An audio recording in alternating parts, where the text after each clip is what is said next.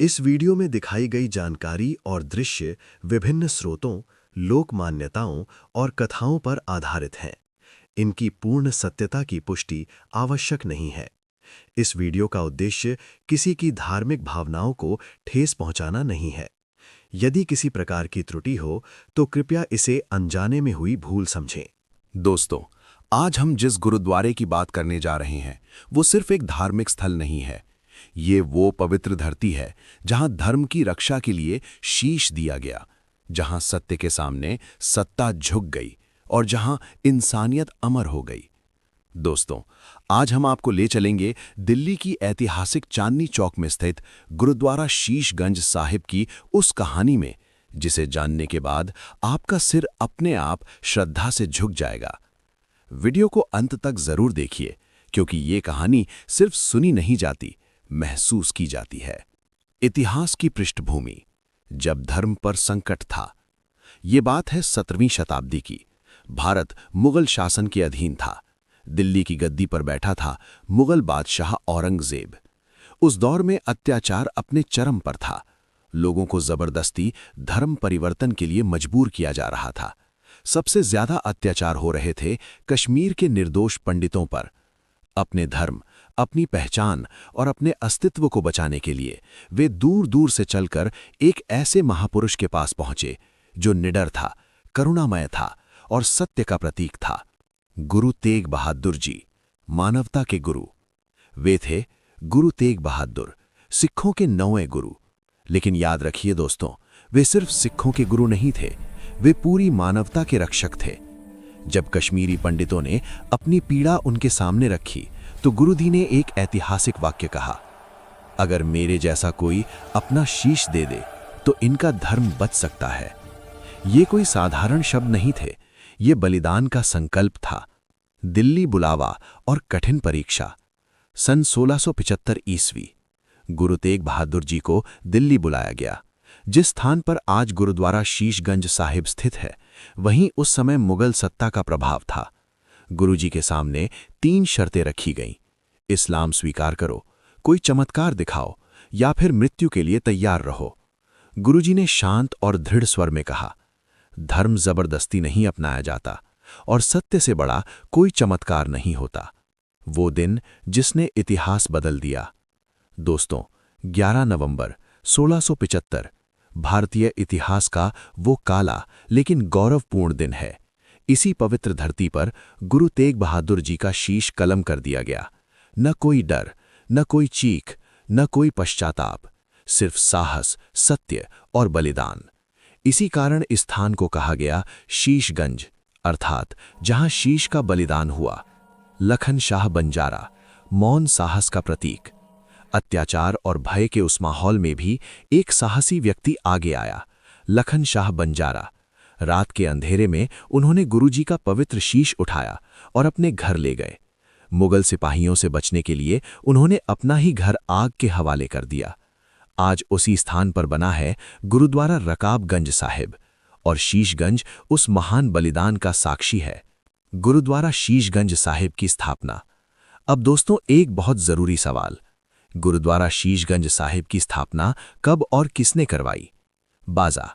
स्थापना वर्ष 1783 ईस्वी। निर्माता सरदार बघेल सिंह, जो उस समय सिख मिसलों के महान नेता थे। जब सिख शक्ति का प्रभाव दिल्ली तक पहुंचा, तब ऐतिहासिक स्थलों को चिन्हित कर इस पवित्र गुरुद्वारे का निर्माण कराया गया।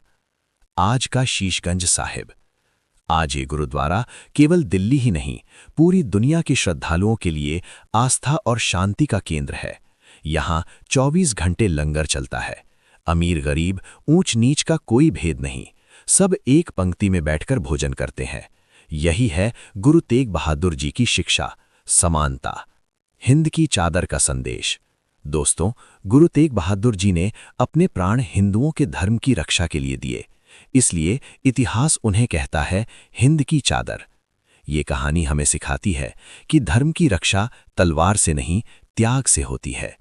जब आप शीशगंज साहिब जाएं, तो एक पल के लिए रुकिए, उस धरती को महसूस कीजिए जहां सत्य के लिए एक शीश चढ़ाया गया था। चांदनी चौक के शोर के बीच यहाँ जो शांति मिलती है, वो सीधे दिल में उतर जाती है। समापन, आउटरो, कॉल टू एक्शन। दोस्तों, अगर ये कहानी आपके दिल को छू गई हो, अगर आपके मन में श्रद्धा और गर्व का भाव जगा हो, तो इस वीडियो को लाइक ज़रूर कीजिए, अपने दोस्तों और परिवार के साथ शेयर कीजिए और ऐसी ही ऐतिहासिक और भावनात्मक वीडियो देखने के लिए हमारे चैनल को सब्सक्राइब ज़रूर कीजिए। वाहिगुरु जी का खालसा, वाहिगुरु जी की फतेह। दोस्तों, अभी तक हमने गुरुद्वारा शीशगंज साहिब के इतिहास, उस महान बलिदान और उस पवित्र धरती के बारे में जाना जहां धर्म और सत्य की रक्षा के लिए शीश अर्पित किया गया। लेकिन दोस्तों, क्या आप लोग ये जानते हैं कि जिन गुरु तेग बहादुर जी ने इतना महान बलिदान दिया, उनका जन्म कैसे हुआ था? उनका बचपन कैसा था? कौन सी शक्ति और संस्कार उन्हें बचपन से ही निडर और त्यागी बनाते चले गए?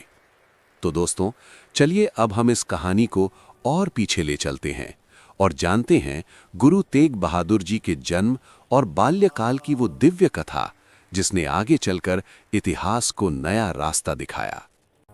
वीडियो के साथ बने रहिए क्योंकि ये अध्याय और भी ज्यादा दिल को छू लेने वाला है। गुरु तेग बहादुर जी का जन्म, एक दिव्य आत्मा का अवतरण। दोस्तों, अब चलिए समय की धारा को थोड़ा और पीछे ले चलते हैं। उस समय में जब भारत की धरती पर संतों, गुरुओं और वीरों का युग था। बात है 1 अप्रैल 1621 ईस्वी की। स्थान था अमृतसर।